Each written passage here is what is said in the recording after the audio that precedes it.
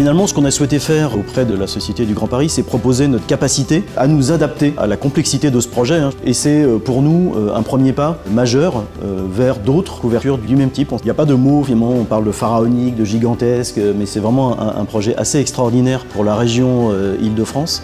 Allez, on est parti. On est là pour accompagner finalement le confort des voyageurs qui vont utiliser ces nouvelles lignes de métro à travers une couverture 4G, 5G. Donc la 5G arrive à travers ce projet-là sur les métros franciliens. Donc ça, c'est quand même une première et on est très fiers. D'ailleurs, je suis accompagné de Julien Destoup, qui est notre directeur indoor chez Totem, et d'Armel Haï, qui est notre ingénieur télécom, qui est chef de projet avec la Société du Grand Paris.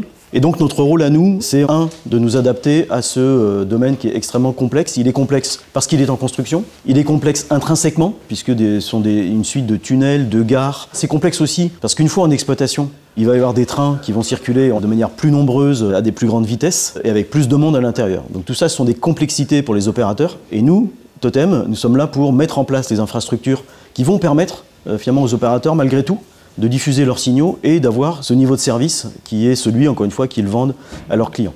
Donc les fibres optiques qui seront donc positionnées sous le radier et qui permettront donc de véhiculer l'ensemble des signaux numériques nécessaires au Grand Paris numérique, dont les signaux donc, de Totem pour la 3G, 4G, 5G. Et nous, notre métier, notre travail, et c'est toute la conception qu'a pilotée Armel, consiste à justement positionner tous les équipements nécessaires pour, assurer cette continuité de service, et garantir le même niveau de service, quel que soit le cheminement que vont prendre les clients de cette ligne. En plein milieu de ce tunnel, on a deux antennes qui tirent vers chaque côté. Une première antenne de couleur un peu blanche où c'est marqué Totem par-dessus, donc qui fait la 3G et la 4G, plus une autre antenne juste devant, à 5 mètres près, qui fait la 5G. Et pareil dans l'autre sens. Et nous, finalement, on est là pour écouter les besoins des opérateurs et leur rendre la capacité à diffuser les fréquences qu'ils souhaitent, sur les technologies qu'ils souhaitent. Donc s'adapter par ailleurs aux besoins des opérateurs, c'est aussi notre force de frappe.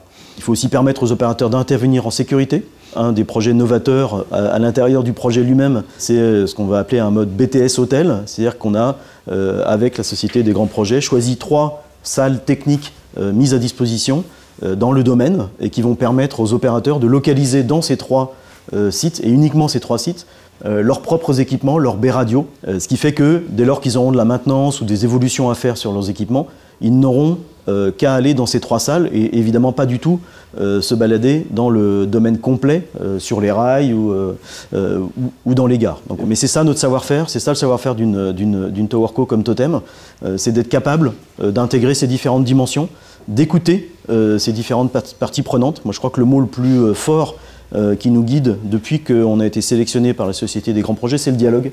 Et la bonne nouvelle, c'est qu'on sera à l'heure, c'est-à-dire que le premier train commercial qui circulera permettra aux voyageurs qui y seront installés de bénéficier de la connectivité des opérateurs qui auront déployé leurs signaux. C'est la première ligne de métro qui sera couverte en 5G, à ma connaissance même en Europe. 33 km, c'est pas rien pour apporter cette couverture.